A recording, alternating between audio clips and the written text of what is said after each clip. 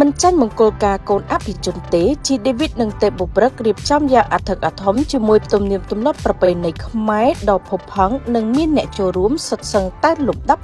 របស់តារារ៉េបជីដេវីតនិងទេពបុព្រឹកដែលកំពុងរៀបចំឡើងនៅ The Premier សែនសុខនៅថ្ងៃទី 7 ខែមិថុនាឆ្នាំ 2025 នេះរៀបចំឡើងយ៉ាងអធិកអធមពោលគឺមិនចាញ់មង្គលការកូនអភិជនបានរៀបចំកន្លងមកនោះទេតារាចម្រៀងរ៉េបលោកងួនចាន់ដេវីតនិងគូស្នេហ៍បណ្ដោចិត្តអ្នកនាងទេពបុព្រឹកបានដឹកដៃគ្នាប្រារព្ធពិធីថ្ងៃចូលរោងជ័យនៃពិធីរៀបអាពាហ៍ពិពាហ៍យ៉ាងអធិកអធមនិងមានភាពកក់ក្ដៅជាទីបំផុតទស្សនភាពនៃថ្ងៃចូលរោងជ័យរបស់លោកជីដេវីតនិងភរិយានាល្ងាចនេះគេសង្កេតឃើញមានការរៀបចំតែងលម្អរោងជ័យ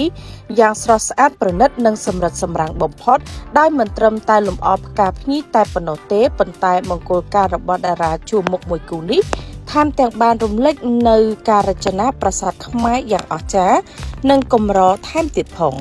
ខណៈមានការចូលរួមពីសមាជិកគ្រួសារព្រមទាំងភ្ញៀវកិត្តិយសក៏ដូចជាមិត្តក្នុងរង្វង់សិល្បៈយ៉ាងច្រើនកកនៅក្នុងនោះក៏មានថ្នាក់ដឹកនាំមួយចំនួនផងដែរចំពោះការតុបតែងខ្លួនរបស់កូនកំលោះលោកងួនចាន់ដេវីតនិងអ្នកនាងទេពបុព្រឹកត្រូវបានគេចាប់អារម្មណ៍យ៉ាងខ្លាំងខណៈដែលឈុតរៀបការនិងឈុតប្រពៃណីតាមទំនៀមទម្លាប់របស់ខ្មែរយ៉ាងស្រស់ស្អាតនៅក្នុងឱកាសដ៏ពិសេសបំផុតនេះកូនកំលោះនិងកូនក្រមុំបានបង្ហាញនូវស្នាមញញឹមដ៏ផ្អែមល្ហែមពោពេញទៅដោយសេចក្តីសុខត្បិតនេះគឺជាបំណងប្រាថ្នារបស់ពួកគេជាយូរមកហើយខណៈនៅលើបណ្ដាញសង្គមអ្នកគាំទ្រនិងមិត្តភ័ក្តិសិល្បៈជាច្រើនបានសម្ដែងការចូលរួមអបអរនិងជូនពរដល់គូស្នេហ៍លោកងួនចាន់ដេវីតនិងភរិយាអ្នកនាងទេពបុព្រឹកផងដែរសូមបញ្ជាក់ថាទម្រាំមានថ្ងៃនេះប្តីប្រពន្ធមួយគូនេះបានហែឆ្លងរឿងរ៉ាវជាច្រើនខណៈជាច្រើនឆ្នាំមកនេះជីដេវីតនិងទេពបុព្រឹកតែងតែបង្ហាញការគាំទ្រគ្នាទៅវិញទៅមកមិនដែលបោះបង់គ្នាឡើយបើតាមម្ចាស់បទមហានគរបានឲ្យដឹងថាពួកគេបានឆ្លងកាត់រឿងរ៉ាវជាច្រើនក្នុងជីវិតជាគូព្យុះភ្លៀងទឹកភ្នែកភាពសប្បាយរីករាយនិងភាពជោគជ័យប្រៀបដូចជាខ្សែភាពយន្តជីវិតលោកថានារីម្នាក់ដែលផ្ដល់ភាពជឿជាក់លើដៃគូដោយហ៊ានដាក់ជីវិតជាដើមទុនរវាងគ្នានឹងគ្នាស្ម័គ្រចិត្តតស៊ូរងទុក្ខឆ្លងកាត់ពាក្យសម្ដីស្ដីថា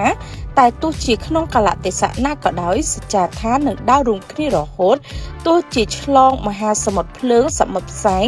ឆ្លងដែនភ្នំមាសក្តីក៏មិនរីថយ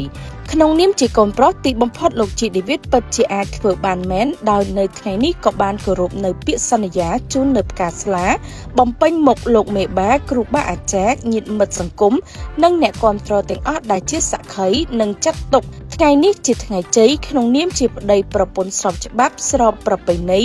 សច្ចាភក្តីជានិរន្តរ៍